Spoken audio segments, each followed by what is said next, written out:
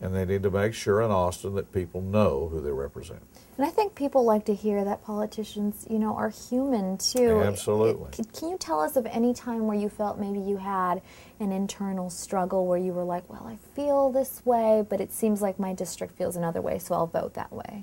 Generally, my district and I know each other pretty well, so I can tell you that I haven't had a situation where I'm struggling ever against the district. I'm pretty plugged in, and they're plugged in with me, and my district is very well defined, and I pretty much know where the issues are, especially that affect them. So I really haven't had to struggle. And one thing that helps me, I've been here for 31 years, I've been in office before, and so I kind of understand the system. So I really have never been put in the struggle. Where I have been put in the struggle is when I stand up for the area and somebody from another area says, well, I'm going to, by gosh, not pass your bill. Ooh, and you know what? It gets a little nasty then. Yeah, it does. And then my view is come on then, because I'm always going to stand up for the district. It doesn't matter what these people say. Right. Now, today, I haven't had those sort of things. But in the past, we have. But as long as you stand up for your people, and it's not only the district, it's South Texas. Right. We're all pretty much together. South Texas is pretty much together.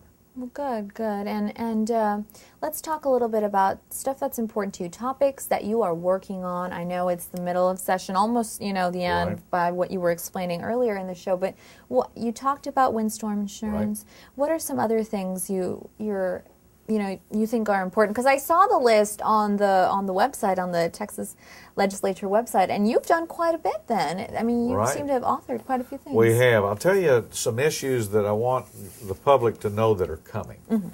And these are issues like, for example, I'm the chairman of the, as I told you, Judiciary and the Civil Jurisprudence.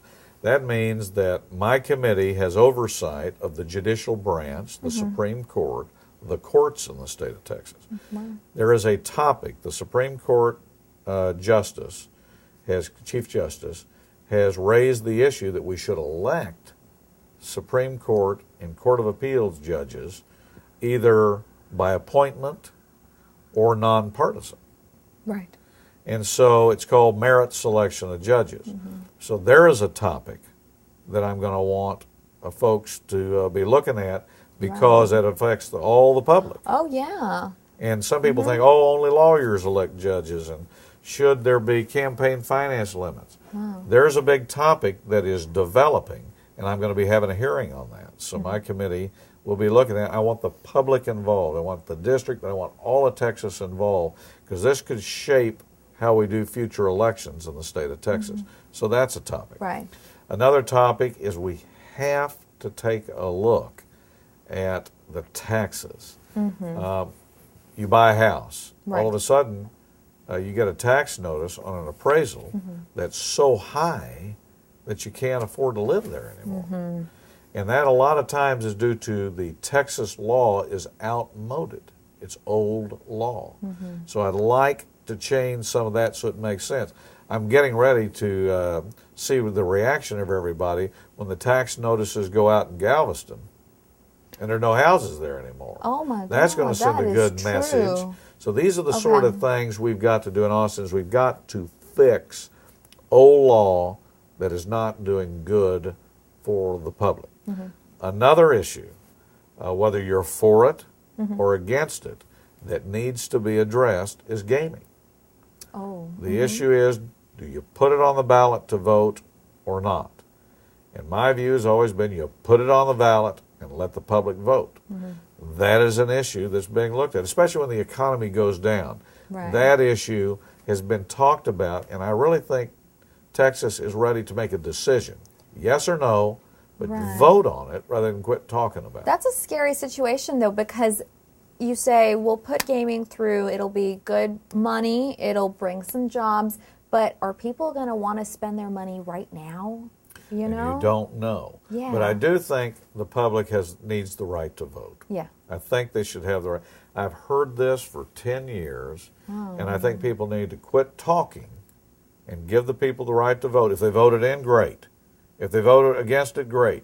but they've had their opportunity, and we need to allow them the opportunity. Another issue, we talked about college, is higher education. I want to make sure we get more higher degree programs. I'd like to get more PhD and master programs here, because that brings in research facilities. Here in the coastal bend. Absolutely, and it brings in more students. I also hope that they'll take a look at Naval Station Ingleside. Is that a place to put something like a research facility, disaster relief facility? Wow. Here's some potential right there, and I know these things are being looked at. It's early, but things are being looked at. But you have your list, right? I mean, all this stuff is going to get looked at. Absolutely. Okay. So these are some of the priorities. Our problem is we've got a short time period here.